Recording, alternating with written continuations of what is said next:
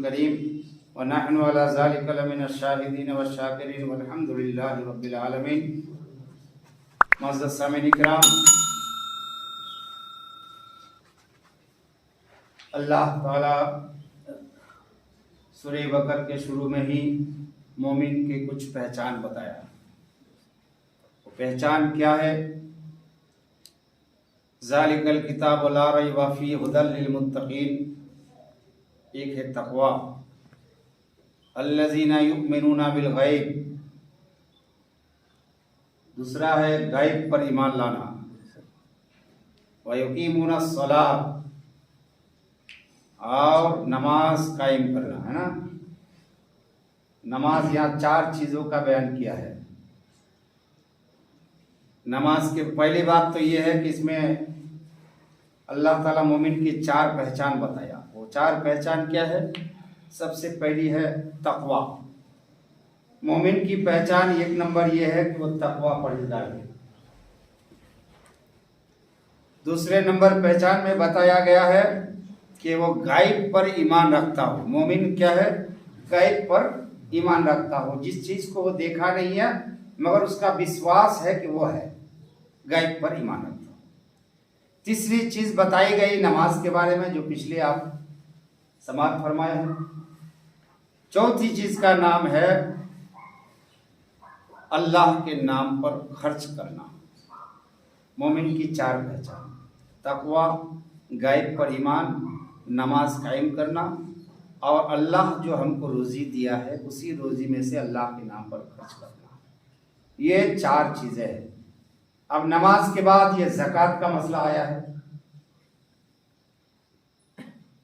नमाज के बाद इसलिए कि नमाज के बाद में ज़कात फ़र्ज हुआ। पहले नमाज फ़र्ज हुई, उसके बाद ज़कात का, इसलिए ज़कात का जिक्र उसके बाद में हुआ है। 4 चीज़ों का जिक्र आपने सुन लिया कि अल्लाह ताला इनके चारों का बयान किया है कि जो पक्का मोमिन होगा उसके अंदर 4 खूबियाँ बिल्कुल ज़रूरी है। एक तो वो तक़वा परहेज़गार होगा, गायब पर ईमान रखने वाला होगा, नमाज का पाबंद होगा, और जो भी अल्लाह ताला उसको अता किया है उसमें से कुछ पैसा अल्लाह के रास्ते में खर्च करेगा। व मिम्मा रज़क़नाहुम युनफ़िक़ून, और हमारी दी हुई रोज़ी में से हमारी राह में खर्च करेगा। जो रोज़ी हमने उसको दिया है उसी में से कुछ रोज़ी हमारे नाम पर वो खर्च करे। ये अल्लाह ताला ने मोमिन की पहचान बताया। हमारे तौर पर, आम तौर पर हमारे पास 2 किस्म के माल होते हैं। दौलत जो है, जो पैसे हमारे पास है, वो 2 किस्म के हैं, कुछ हराम और कुछ हलाल। जो पैसा है उसमें से कुछ हो सकता है हमारा नाजायज़ है, हराम का है, कुछ हलाल का है। कोई गारंटी से नहीं बोल सकता कि मेरा पूरा पैसा हलाल का है, हो सकता है कि कुछ उसमें नाजायज़ मिला हुआ हो, है ना। तो 2 किस्म के पैसे हुए हमारे पास, एक हराम और एक हलाल। राह खुदा में वो माल खर्च करे जो निहायत तय्यब हो, यानी पाक साफ हो और हलाल रोज़ी हो, उसको अल्लाह के नाम पे खर्च करना चाहिए। क्योंकि हराम माल उसकी बारगाह में कबूल नहीं, अल्लाह की बारगाह में हराम माल कबूल नहीं। हमारे मालों में से बाज़ माल रद्दी भी होते हैं। रद्दी समझती है नहीं, कुछ अच्छे, अभी नोट मेरे पास जेब में है तो 4-5 ठो नोट है, तो कुछ कड़क कड़क है और कुछ एकदम ख़त्म हो गया है। अब मस्जिद में हम आए हैं तो कौन सा पैसा, कौन सा नोट दे? आदमी अक्सर क्या करता है, कड़क वाली नोट जेब में रख लेता है, और जो रद्दी हो चुकी है उसको मस्जिद के डब्बे में डाल देता है। यहाँ फरमाया गया नहीं, बल्कि जब तुम्हारे पास 2 किस्म के माल हो, रद्दी भी हो और कड़क भी हो, तो उनमें से रद्दी को अपने जेब में रखो और अल्लाह की बारगाह में अच्छे नोटों को खर्च करो, अच्छे पैसे को खर्च करो। बाज खरे होते हैं अल्लाह की राह में, और खास बात जो है माल जो है एकदम गए गुजरे होते हैं। तो अल्लाह की राह में जो खर्च करने का हुक्म दिया है, उनमें से जो अच्छा पैसा है उसको अल्लाह के राह में खर्च करो। अक्सर हम डब्बे में देखते हैं चिरा फटा नोट मिलता है, मस्जिद के डब्बे में देखिए, या कोई चंदा करने जाएंगे तो चुपके से आपको मेरे नाम से 100 रुपया लिखिए, देखा गया कि वो नोट फटा हुआ था, कई दिन से उसके बाद चल नहीं रहा था, मौलवी साहब को दे दिया। ऐसा होता है, लेकिन शरीयत ने इससे इंसान को मना किया है कि नहीं, अल्लाह की राह में जो चीज खर्च किया जाए वो बिल्कुल साफ और सुथरा और तय्यब हो। जरा बोलिए सुभान अल्लाह। आप ये जो अल्लाह ताला फरमाता है कि जो मैंने तुमको रोजी दिया है उसी में से खर्च करो, तो रोजी का कुछ माने समाप्त फरमाएं कि आम तौर पर रोजी किसको कहते हैं? रिस्क जो हम लोग बोलते हैं रिस्क, ये रिस्क क्या है? जिससे कोई जानदार चीज नफा हासिल करे। रिस्क का माना कि हम जानदार है या कोई भी जानदार उस चीज से नफा हासिल करता है, उसका नाम रिस्क है। लिहाजा हवा, पानी, लिबास, गजा, जमीन, औलाद वगैरह वगैरह जितने भी सारी नेमतें हैं दुनिया में, ये सारे के सारे अल्लाह का दिया हुआ रिस्क है। ऐसा नहीं जो खाली खाते हैं वही रिस्क है, मतलब भात खाते हैं, कोई रोटी खाते हैं, कोई चावल खाते हैं, कोई और कुछ खाते हैं, तो कुछ लोग सोचते हैं कि यही अल्लाह की रोजी है। नहीं नहीं, इसमें मसला बताया कि रिस्क का इस्तिलाह में जो है उसका माना यह है कि हर वो चीज जिससे तुमको फायदा होता है, हर वो चीज जिससे तुमको नफा हासिल होता है, वो चीज अल्लाह की रोजी है। लिहाजा हवा भी अल्लाह की रोजी है, पानी जो हम पीते हैं वो भी अल्लाह का रोजी है ना, सांस लेते हैं ये भी अल्लाह की रोजी है ना। ऐसी दुनिया की औलाद है, माल है, दौलत है, जितनी सारी चीज है जिससे हमको फायदा होता है, वो सारे के सारे रोजी में शामिल है। अब यहाँ बात ऐसी है कि रोजी में से कौन सी रोजी हम किस तरह से हम ज़कात अल्लाह ताला की बारगाह में अदा करें। तो हदीस शरीफ में आया है कि जैसे कि आप सांस लेते हो है ना, तो सांस की भी ज़कात है। जिस सांस से आप बार बार अपने जिस्म को तरोताज़ा रखते हो, तो उस सांस में कभी कभी अल्लाह अल्लाह अल्लाह अल्लाह का जिक्र करो तो उसका भी ज़कात अदा हो जाएगा। आपके पास औलाद है, किसी के पास 4 बेटे हैं, अगर 3 बेटे को आप दीन इस्लाम से दूर रखे हो, कुरान हदीस से दूर रखे हो, मिसाल के तौर पर उसको इंग्लिश पढ़ा रहे हो, डॉक्टर बना रहे हो, प्रोफेसर बना रहे हो, इंजीनियर बना रहे हो, तो उनमें से कम से कम एक को दीन इस्लाम की तालीम दो, आलिम बनाओ। ये औलाद की ज़कात है, इसमें वही जिक्र है। कुएं का पानी है, जिस कुएं के पानी से या नल से, अभी तो यहाँ नल है, नल का पानी आप हर दिन पीते हो, जमा करते हो, तो कभी कभी उस पानी में से हो सकता है कि कोई मोहताज है, उसके यहाँ पानी नहीं है, तो 2 बाल्टी 4 बाल्टी उस गरीब को भी दे दो कि भाई ये पानी आप इस्तेमाल करो, आपके पास शायद पानी नहीं है, तो ये उस पानी का ज़कात निकल गया है। ऐसे ही ज़बान की ज़कात है, जिस ज़बान से आप दुनिया भर की फजूल बातें बोलते हो है ना, दुनिया भर के काम करते हो अपने काम के लिए, बिजनेस के लिए, दुनिया भर के काम के लिए, तो उस ज़बान से कभी ना कभी अल्लाह और रसूल की बोलियाँ निकालो, उस ज़बान से कभी कभी कुरान पाक की तिलावत किया करो, उस ज़बान से कभी नात पढ़ लिया करो, उस ज़बान से कभी अल्लाह का जिक्र कर लिया करो, इस ज़बान का ज़कात हो जाएगा। ऐसे हाथ का ज़कात है, हाथ है, इस हाथ से आप सब काम करते हो, अच्छी बात है, करिए, अपनी ज़िंदगी गुजारिए, तो इसी हाथ से कभी मस्जिद को भी सफाई कीजिए है ना। आए हैं मस्जिद में, चले मस्जिद में थोड़ा सा झाड़ू लगा देते हैं, अल्लाह ताला कम से कम इसका तो हक अदा हो जाएगा है ना। मस्जिद को सफाई कीजिए, मस्जिद का काम कीजिए, दीन का काम कीजिए, इस हाथ से, इसका भी ज़कात है। ऐसे आपका पैर है, जिस पैर से सारी दुनिया का सैर करते हो, कभी इस पैर से जलसे में जाया करो, मस्जिद में जाया करो, दीन इस्लाम के काम के लिए 2-4 कदम चला करो, दीन इस्लाम के काम के लिए कभी चंदा उठाया करो, ये पैर का ज़कात आपके लिए हो जाएगा। इल्म का भी ज़कात है। आप इंग्लिश पढ़े हो तो अगर आप ज़्यादा जानते हो तो किसी और को सिखाओ। मैं अरबी पढ़ा हूँ तो मैं जानता हूँ, मैं दूसरे को सिखाऊँ। एक दूसरे को सिखाना, ये इल्म का ज़कात है। अल्लाह ताला की बारगाह में दुआ है, मौला ताला हम सबको ज़कात अदा करने की तौफीक और रफ़ीक अता फरमाए। जरा मोहब्बत से बोलिए सुभान अल्लाह। आप ज़कात के कुछ फ़ायदे हैं वो समाप्त फरमा दीजिए। ये कुदरती बात है कि खर्च करने से चीज़ बढ़ती है।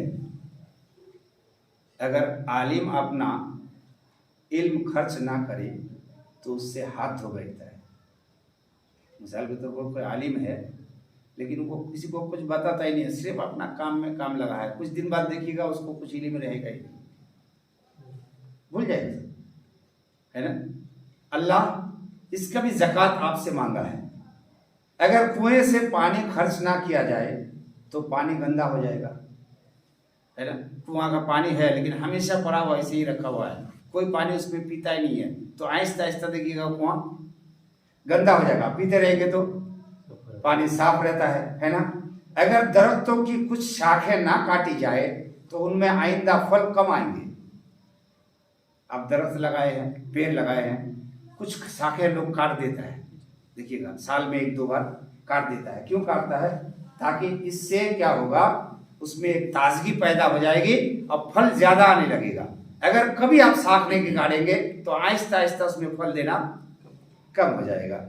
इसी तरह अगर माल की ज़कात अदा ना की जाए तो उस माल की तरक्की रुक जाती है। आपके पास पैसा है, दौलत है, अब उसका ज़कात आप नहीं देते हैं तो उस माल में बरकत नहीं रहेगी, वो तरक्की नहीं कर पाएगी, वो आहिस्ता आहिस्ता आहिस्ता आहिस्ता उस माल में घटते ही चले जाएंगे।